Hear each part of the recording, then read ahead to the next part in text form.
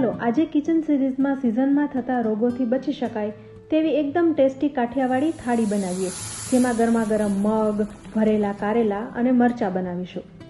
વરસાદની સિઝનમાં ગેસ, અપચો અને બીજી અનેક સમસ્યાઓ થતી હોય છે, પણ જો આ થાળી અઠવાડિયામાં એકવાર બનાવશો ને તો ચોક્કસ ફાયદો થશે અને વારંવાર ડોક્ટર પાસે જવાની જરૂર નહીં પડે. તો ચાલો રસોડામાં જ રહેલા સિમ્પલ મસાલા વડે આ થાળી બનાવી લઈએ.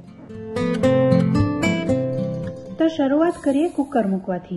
આ થાળી હું 3 થી 4 વ્યક્તિઓને થાય એવી રીતે બનાવી રહી છું, જેમાં મેં 1 વાટકી મગ લીધા છે અને 1 વાટકી ચોખા.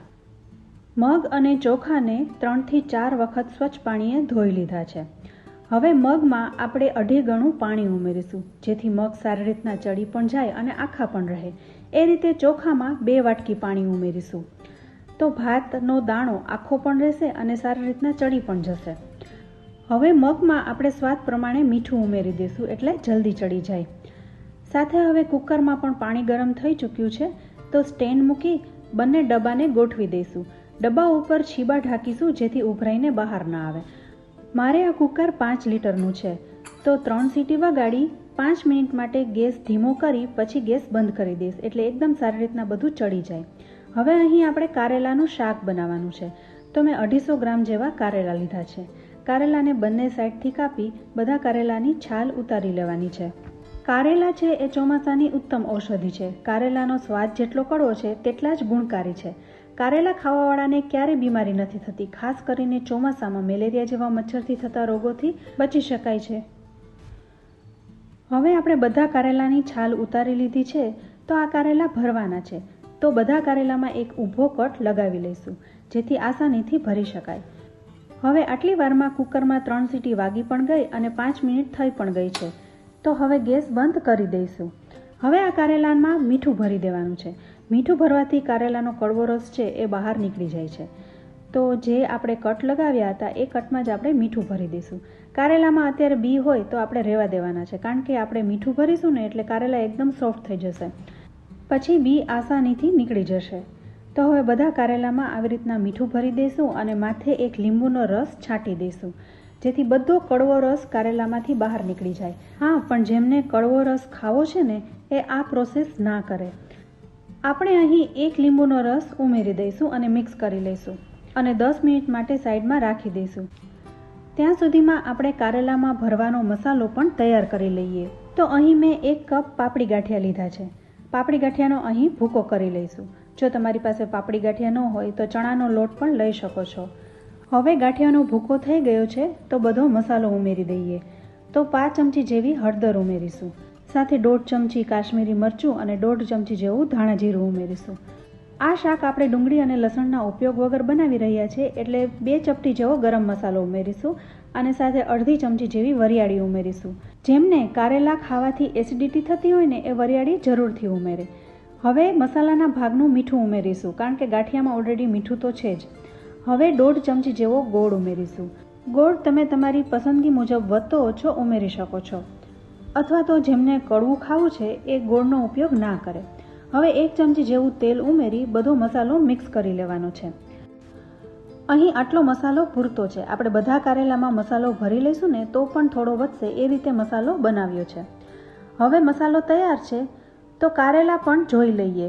તો કારેલામાંથી બધું પાણી નીકળી ગયું છે. તમે અહીં જોઈ શકો છો ઘણું બધું પાણી નીકળ્યું છે અને કારેલા પણ એકદમ સોફ્ટ થઈ ગયા છે. તો આપણે કારેલાને 2 હાથ વચ્ચે મસળશું ને તો એકદમ આસાનીથી બધા કારેલામાંથી બી નીકળી જશે. તો આવી રીતે બધા કારેલાને આપણે તૈયાર કરી લેવાના છે.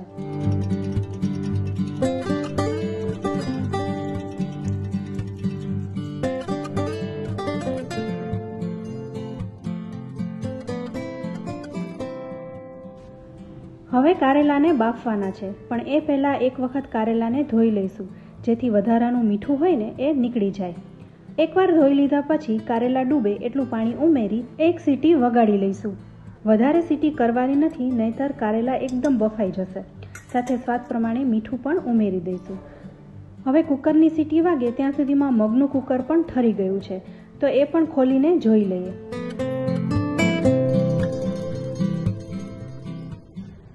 તો અહીં મગ અને ભાત બફાઈ ગયા છે. દાણો આખો પણ રહ્યો છે અને ચડી પણ ગયો છે.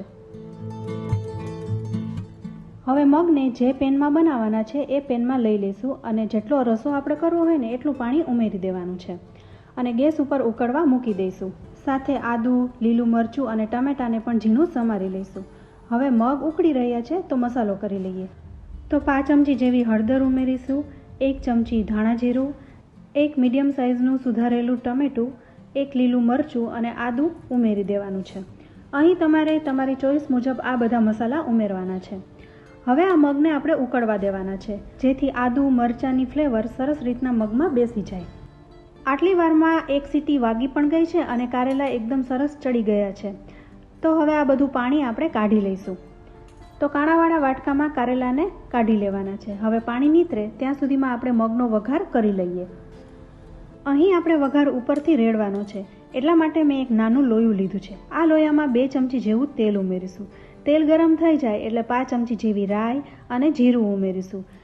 બધું સરસ રીતના સતળાઈ જાય ત્યારબાદ 5 ચમચી જેવી હિંગ ઉમેરીશું અને સાથે થોડોક એવો મેથી પાવડર ઉમેરીશું. મેથી પાવડર ઉમેરવાથી મગનો ટેસ્ટ એકદમ સરસ લાગે છે. સાથે 5 થી 6 કળી લસણને ઝીણી સમારી ઉમેરી દીધી છે. ત્યારબાદ લીમડો ઉમેરીશું. હવે અહીં ગેસ બંધ કરી દેવાનો છે અને આ વઘારમાં આપણે 1 ચમચી જેવું કાશ્મીરી મરચું ઉમેરીશું. તેલમાં મરચું ઉમેરી વઘાર કરવાથી રંગ સરસ આવે છે, પણ બળી ન જાય એનું ખાસ ધ્યાન રાખવાનું છે. એટલે મરચું તરત ઉમેરી વઘાર તેલમાં રેડી દેવો અને મિક્સ કરી લેવો. તો અહીં આપણો મગનો વઘાર થઈ ગયો છે. હવે એક એવી વસ્તુ ઉમેરીશું ને કે મગનો સ્વાદ ડબલ થઈ જશે. તો આપણે અહીં 1 કપ છાશ ઉમેરવાની છે. અહીં આ છાશ બહુ ખાટી પણ નથી અને મોડી પણ નથી. છાશ ઉમેરવાથી મગમાં ક્રીમી ટેક્સચર આવશે, સાથે સ્વાદ પણ એકદમ સરસ થઈ જશે. તો ફ્રેન્ડ્સ, તમે પણ આ રીતે એકવાર જરૂરથી ટ્રાય કરજો. તો હવે અહીં મગ આપણા તૈયાર થઈ ગયા છે. તો કોથમરીથી ગાર્નિશ કરી લઈએ. હવે ગેસ બંધ કરી સાઈડમાં રાખી દઈશું.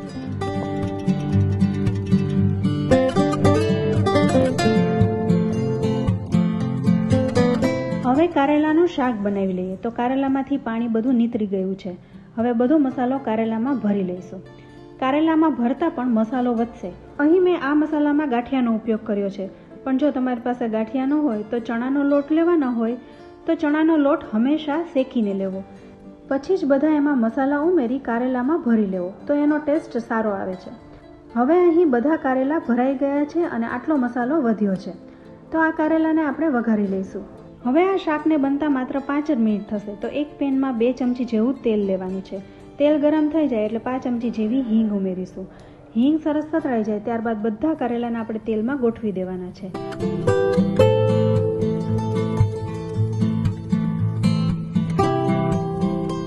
હવે 3 થી 4 મિનિટ ઢાંકી રાખી દઈશું જેથી કારેલામાં સરસ દાજ્યા પડે.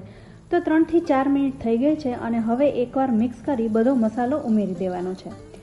તો અહીં તમે જોઈ શકો છો કારેલામાં એકદમ સરસ નીચે દાજ્યા પડી ગયા છે. તો બાકી રહેલો મસાલો ઉમેરી એકવાર મિક્સ કરીશું. ત્યારબાદ થોડું પાણી ઉમેરીશું એટલે શાક છે એ એકદમ સરસ સોફ્ટ બને. અહીં મેં થોડું તેલ વધારે લીધું છે, પણ જો તમારે ઓછા તેલમાં બનાવવું હોય ને તો બનાવી શકાય છે. તો પણ એટલું ટેસ્ટી લાગે છે. હવે પાણી ઉમેરી દીધું છે. હવે એકવાર ઢાંકીને રાખી દઈશું. માત્ર 2 જ મિનિટ હવે ઢાંકવાનું છે. હવે 2 મિનિટ થઈ ગઈ છે તો શાક અહીં તૈયાર છે. આ શાક રોટલી, ભાખરી, રોટલા સાથે પણ એટલું જ સરસ લાગે છે. તો શાક અહીં તૈયાર છે. તો ગેસ બંધ કરી દઈશું અને ઢાંકીને સાઈડમાં રાખી દઈશું. હવે મગ અને શાક સાથે એક વઘારેલા દહીં મરચાં પણ બનાવી લઈએ. તો એના માટે 2 અહીં મોટા મરચાં લીધા છે, જે સ્વાદમાં મીડિયમ તીખા છે. એને ઝીણા ટુકડામાં કાપી લીધા છે. તો એક લોયામાં 1 ચમચી તેલ મૂકી રાઈ, જીરું અને મેથીનો પાવડર ઉમેરી થોડી હળદર ઉમેરીશું અને તરત જ મરચાં પણ સાથે ઉમેરી દઈશું અને મિક્સ કરી લઈશું. અહીં બધી વસ્તુનું માપ મેં ડિસ્ક્રિપ્શન બોક્સમાં આપેલું જ છે, તો તમે ત્યાંથી પણ જોઈ શકો છો. હવે મરચાંને 2 મિનિટ સુધી સાતડીશું. સાથે સ્વાદ પ્રમાણે મીઠું પણ ઉમેરી દઈશું. 2 થી 3 મિનિટમાં મરચાં સતળાઈને સોફ્ટ થઈ જાય ને એટલે 1 ચમચી જેવું મોડું દહીં ઉમેરીશું. દહીં ઉમેરવાથી મરચાંનો ટેસ્ટ એકદમ સરસ લાગે છે. તો 1 ચમચી જેવું દહીં ઉમેરી મિક્સ કરી લઈશું.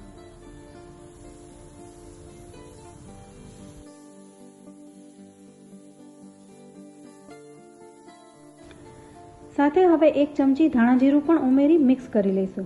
તો બસ અહીં મરચાં તૈયાર છે. ચોમાસામાં મરચાં ખૂબ જ સરસ આવતા હોય છે, તો તમે પણ આ રીતે એકવાર જરૂરથી બનાવજો. હવે મરચા સાથે શાક પણ તૈયાર છે અને મગ પણ તૈયાર છે.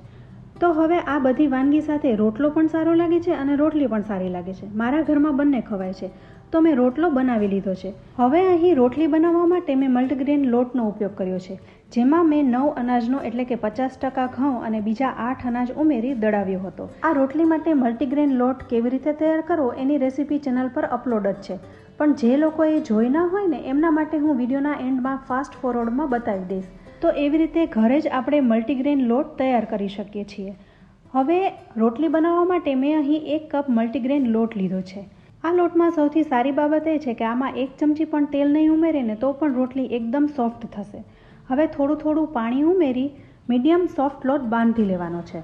એકલા ઘઉંની રોટલી જો તમે ખાઓ છો ને તો એમાં ગ્લુટન હોય છે. ગ્લુટન એ એક એવું પ્રોટીન છે જે વધારે ભૂખ લગાડે છે, એટલે તમે તમારી જરૂરિયાત કરતાં વધારે ખોરાક લઈ લો છો. તો એવું ન થાય એના માટે તમારે ઘઉંનો ઓછો ઉપયોગ કરવો અને આવો મલ્ટીગ્રેન લોટ તૈયાર કરી આવી રોટલી ખાવાની ટેવ પાડવી. તો અહીં મીડિયમ સોફ્ટ લોટ બંધાઈ ગયો છે, તો માત્ર અડધી ચમચી જ આપણે તેલ ઉમેરીશું જેથી હાથમાં ચીપકે નહીં. સાથે રોટલી આસાનીથી વણાઈ જાય એના માટે ઘઉંના લોટનો ઉપયોગ કરીશું. અહીં રોટલીના લુવા પણ તૈયાર છે, તો હવે વણી લઈશું. આ રોટલી વણતા થોડી કોર ફાટશે, પણ રોટલી તમારે જેટલી પાતળી કરવી હોય એટલી પાતળી કરી શકાશે. તો હવે રોટલી વણાઈ ગઈ છે, તો એના માટે મેં માટીની તાવડી ગરમ કરવા મૂકી દીધી હતી. હવે રોટલી એક સાઈડથી ચડી જાય એટલે એની સાઈડ ફેરવી લઈશું. ત્યારબાદ બીજી સાઈડ પણ ચડી જાય એટલે સીધી એને ગેસ ઉપર જ ફૂલાવી લઈશું. આ રોટલી ખાવામાં એકદમ ટેસ્ટી લાગે છે. જો તમે પણ આ રીતે મલ્ટીગ્રેન લોટ ઘરે તૈયાર કરી રોટલી ખાવાની ટેવ પાડશો ને તો તમને ચોક્કસથી ફાયદો થશે. સાથે શરીરને જરૂરી ફાઇબર, વિટામિન્સ, પ્રોટીન્સ, મિનરલ્સ બધું મળી રહેશે. સાથે વજન પણ ઉતરશે. તો આવી રીતે આપણે બધી રોટલીને તૈયાર કરી લેવાની છે. તો હવે થાળી પીરસી લઈએ. તો ગરમા ગરમ રોટલી, કારેલાનું શાક, મગ, મરચાં અને ભાત પીરસીશું. સાથે છાશ અને પાપડ હોય ને એટલે બીજું કાંઈ જ ન જોઈએ. તો ફ્રેન્ડ્સ, રસોડામાં જ રહેલા એકદમ સાદા મસાલાઓથી જ આ ટેસ્ટી કાઠિયાવાડી થાળી તૈયાર થઈ જાય છે. તમે પણ આ રીતે એકવાર જરૂરથી બનાવજો. રેસીપી સારી લાગે ને તો વિડીયોને લાઇક અને શેર જરૂરથી કરજો. સાથે જલ્દી ચેનલને પણ સબસ્ક્રાઈબ કરી લેજો. અમારા ફેસબુક પેજને પણ લાઇક કરજો. હા, પણ જેમણે મલ્ટીગ્રેન લોટની રેસીપી જોવી હોય ને એ વિડીયોના એન્ડ સુધી જોડાયેલા રહેજો. સાથે તમારો ફીડબેક પણ અમને કમેન્ટ બોક્સમાં જરૂરથી આપજો.